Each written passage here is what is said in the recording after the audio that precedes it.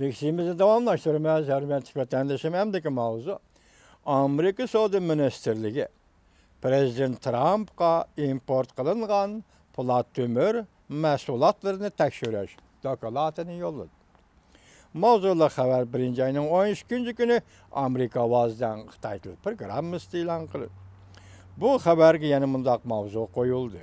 Amerika Qo'shma Shtatlarının savdo kalitiga yana bir qatam ko'tarildi. Jungo ağır tehditga duch keldi. Bu mavzu aslında bu haber 1. ayının 13 günü Vanvi tarbiyeti ilan kılındı. Haber mundaq başlandı. Amerika Qo'shma Shtatları Savdo Ministerligi haftaning 4. günü keşte polat tömür mahsulotlarini import qilish Amerikaning davlat bexatarligiga tahdid yetkazdimu degan masala bo'yicha elib berilgan tekshirish dokulat tamamlanib, tekshirishning natijasi Prezident Trump'a yollab berildi. Prezident Trump 90 gün ichida tekshirishga asoslanib, qaror chiqarib, qanday tadbir qo'llanishni belgilaydi.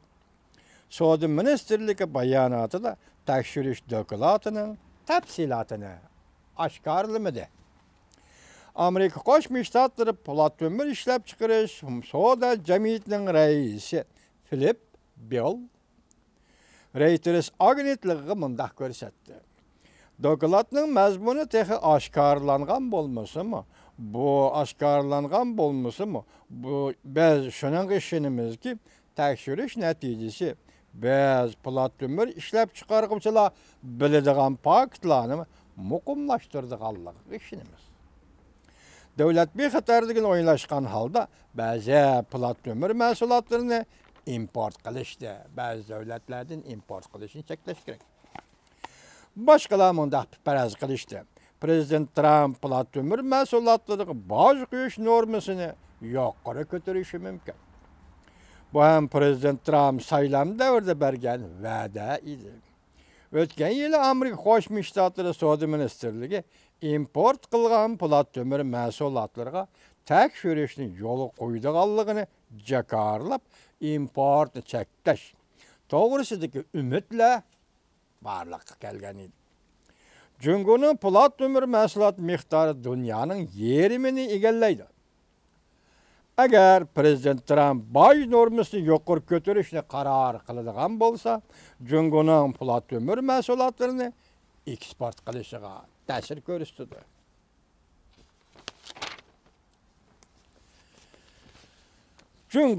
Jungo Amerika savdosida 2017-yil yuqori normada qizil raqam paydo qildi. İki davlat savdo munosabatida jiddiylik davomlashida. Bu yangi xabar. Bu xabarni biz vatandaşım iki qitim anlatımız buna sebebi. Bu xabar hozir Amerika ovozida anlatılyapti. Yani birisi Fransiya agentligida anlatılgan, ikisi sel farq va vatandaşlarning kechirishini umid qilaman. Endikisi biz hozirgisi biz Amerika ovozida anlatılganini ko'ramiz. Mavzuli xabar 1. ayning 13 günü Amerika ovozining Xitoy til programmasi e'lon qilindi. Xabar mundaq boshlanadi. Washington Jungo Tamojni bosh idorasining bayonotchisi mundaq ko'rsatdi. O'tgan yili Jungo savdo qizil raqami, Jungo Amerika o'rtasida savdo qizil raqami yangi yuqori norma paydo bo'ldi. Bu yangi statistika dunyoda ikki zo'r davlat o'rtasidagi jiddiy savdo munosabatlarini pasaytirmaydi. Bayonotchi Huang Songping haftaning 5. günü Davlat Mahkemasi axborot ishxonasida muxbirlarni kutib olish yig'ini o'tkazganda tanishtirib mundaq ko'rsatdi. Jungo Amerika savdosida qizil raqam 8.6% ko'payib 200 milyard 758 milyon dollarga yetdi. Demak, 300 milyard dollarga yaqin bu azaldan shunda bo'lib kelyapti shu orliqda. Kemeysim şu ağırlıkta, örlüsüm şu ağırlıkta.